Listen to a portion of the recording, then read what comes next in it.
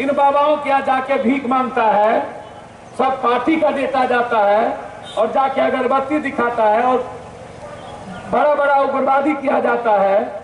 ये नेता ने इन लोगों को मन बढ़ा रहा है। तो ये सर्जिकल स्ट्राइक सबसे पहले नेता को न होना चाहिए।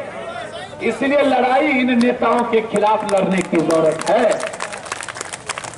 हम आपसे बहुत ही विनम्रता से कहना चाहेंगे, बेनामी संपत्ति, मेरा कहना है कि 2090 से आप 20 साल पहले 30 साल पहले जाइए। 30 साल के बाद से आप एक काम करिए, एक एनालिसिस कराइए पूरे हिंदुस्तान में किसके पास क्या है, और उसको आधार कार्ड या पैन कार्ड के आधार पर उसकी संपत्ति को, उसके चीजों को आप तुरंत लाइए। चाहे किसके पास कितना जमीन है, किसके पास कितनी गाड़ी है, किसके पास कितना सोना है, पैन कार्ड के आधार पर उसको और आधार कार्ड के आधार पर उसको लाइए।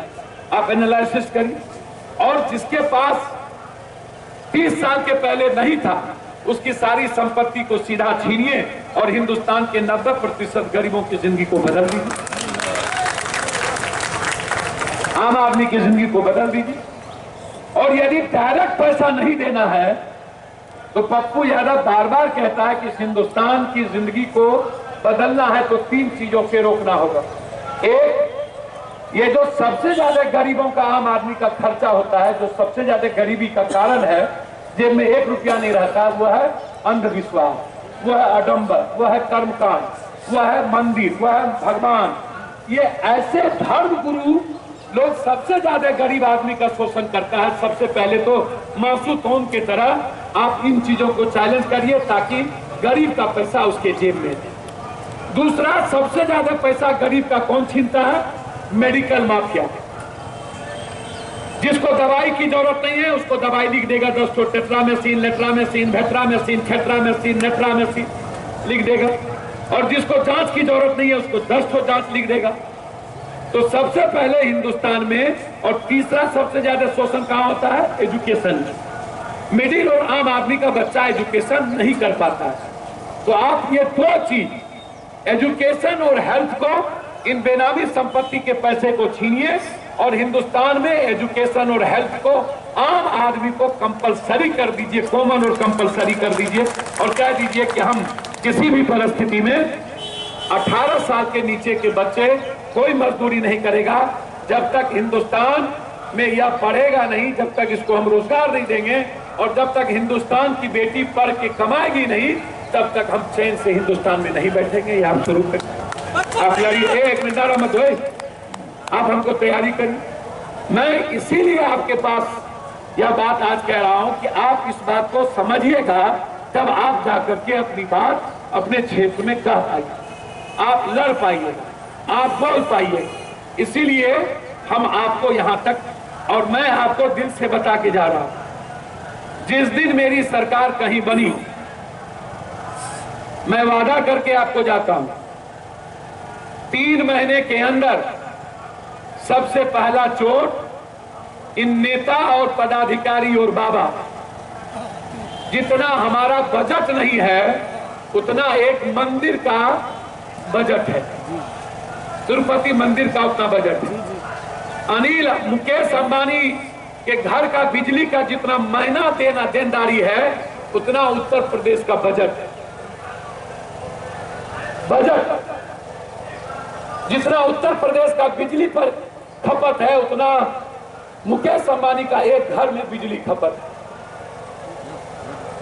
अब ये लड़ाई सीधा सीधी है, इन नेता पदाधिकारी और इन बाबाओं, जो चाहे वो टैक्स जमा करता हो, चाहे उनको जहां जाना हो, जिस माँ बाप के पास वो जाए, हम सीधा पहले पता करेंगे कि 20 साल पहले इसकी स्थिति क्या थी और 20 साल के बाद इसकी स्थिति क्या होगी।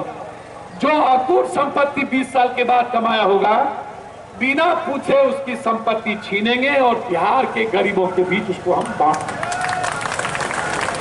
जहां मेरी सरकार बनी, आप इस बात को सीधा समझ लीजिएगा, चाहे वो किसी भी नेता और अपराधियों का मॉल क्यों ना हो, जितना बड़ा आदमी क्यों ना हो, जितना बड़ा बाबा क्यों ना हो, जितना बड़ा पॉलिटिकल उसको माइलेज क्यों न मिले, कानून क्यों न खड़ा हो जाए, हम मर जाएंगे मंजूर है, कानून हमको मार दे मंजूर है, लेकिन जब तक इसका अकूट काला धन हम छीनेंगे नहीं, तब तक पप्पू यादव चैन से नहीं बैठेगा। ये मेरी लड़ाई है। यदि काला धन को रोकना है तो नरेंद्र मोदी जी, आप डिजिटल चंदा शुरू करिए, आप पॉलिटिकल पार्टी को ऑडिट में लाइए, आप पॉलिटिकल पार्टी को आरटीआई के तहत लाइए, और आप चुनाव को कैशलेस करिए, और एक ही मंच पर सब नेता आकर के जनता को कहिए कि मेरे पास अब कैश नहीं है, चुनाव आयोग आपको चुनाव चिन्ह बताएगा, अब चुनाव चिन्ह चुनाव आयोग आकर आपको बताएगा। हम चारों एक मंच पर आ गए हैं, ये 4 पार्टी हैं, मेरा ये मैनिफेस्टो है, हम आपको यह करेंगे यह करेंगे, आप चिंता मत करिए, अब आप हमको वोट दे दीजिए। जनता जिसको वोट देना होगा देगा, आप कोई रैली मत करिए। यदि हिंदुस्तान के काला धन को रोकना है तो मैं नरेंद्र मोदी जी से पूछना चाहूंगा कि आपके नोटबंदी के बाद ये जमाखोरी पूंजी वाला लोग ज्यादा जमाखोरी करना शुरू हुआ। आपके नोटबंदी के बाद बेईमानी और शैतानी चोरी और बढ़ गई। आपके नोटबंदी के बाद क्या आतंकवाद और उग्रवाद पर रोक लगा? जैसे नीतीश कुमार के नशाबंदी के बाद और व्यापार बढ़ गया बिहार में, होम डिलीवरी होने लगा, दारू हर घर में पहुंचने लगा। वैसे ही अरविंद भैया बोला इतना कॉलेज बनाएंगे, पता चला एक ठो कॉलेज और घट गया। बोला 400 स्कूल बनाएंगे, पता चला कि मात्र 3 स्कूल बना। अब सब जगह जाके हम क्रांति, कहां चला गया वो बिजली पानी, कहां चला गया वाईफाई? आज सहारा में देख लीजिए, एक लेख आया है सहारा के अखबार में, सेकंड पेज पर वाईफाई के बारे में। कहां चला गया वो रीएडमिशन डोनेशन हम खत्म कर देंगे? कहां चला गया प्राइवेट स्कूल का शोषण?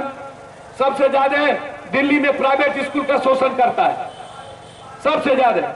और जिस दिन हम आए, हम इस हिंदुस्तान के प्राइवेट स्कूल को हम कोऑपरेटिव सिस्टम में ला देंगे।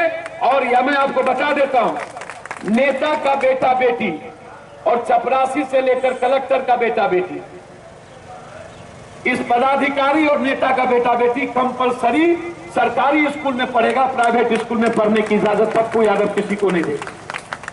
जो लंदन